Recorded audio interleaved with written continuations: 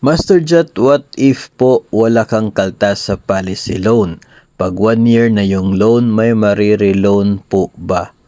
The purpose po is para maka-enter na po ng kaltas sa GSIS Touch o kiosk kahit walang malaking net proceeds. So, kung ikaw ay umabot na ng 1 taon sa policy loan ninyo, that's the time kasi na pwede kang mag-apply ng panibagong policy loan or para bang mag-renew ka ng policy loan mo. So, yung tanong, magkakaroon ka ba ng net proceeds? Well, depende po talaga yun. No? Depende po yun kung magkano yung naipon na value, accumulated value ng policy po ninyo. Kasi dito po sa bagong policy po, itong enhanced life policy, 90%, I guess 70 or 90% ng accumulated value, yun po yung pwede mong ma-avail as policy loan.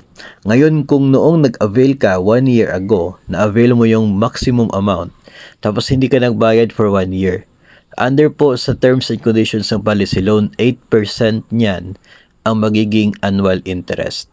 So kung magkano po, kung 10,000 yung na-avail mo before, 8% po niyan, so nasa 800, yun ang kanyang magiging total na interest for 1 year. Ngayon, yung tanong natin dito na hindi po natin masiguro talaga, kung yun pong total value no, na naipon ng inyo pong policy, no, base po yun sa remittances kasi. Kung ang loanable amount po niya is more than doon sa existing loan mo plus interest, then that's the time na meron ka makukuhang net proceeds. Pero kung kaunti po no yung naipon na value, kasi 90% lamang siguro nun na naipon na value yung itataas doon sa loanable amount mo. Kung mas kaunti po yung naipon na value compared doon sa interest, then wala ka makukuhang net proceeds, no? So makikita nyo po yan no, kapag 1 year na, i-check nyo po, no? Baka sakali lamang na mayroon pong net proceeds.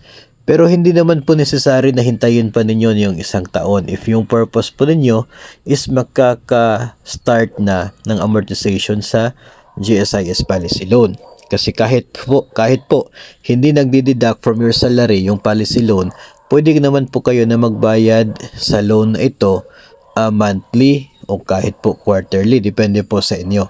No, gamit po yung GSIS Touch, i-open po ninyo yung inyo pong policy loan. Napakalaki po na nasusulat doon na pay now. No, so yun po yung piliin niyo, tapos enter nyo lamang po yung amount na gusto po ninyong ibayad at mamili sa mga options. Pwede po yung Land Bank, kung mayroon po kayong iAccess, pwede po sa GCash or sa Maya. Depende po kung saan yung may laman na gusto ninyong doon yung source ng payment po.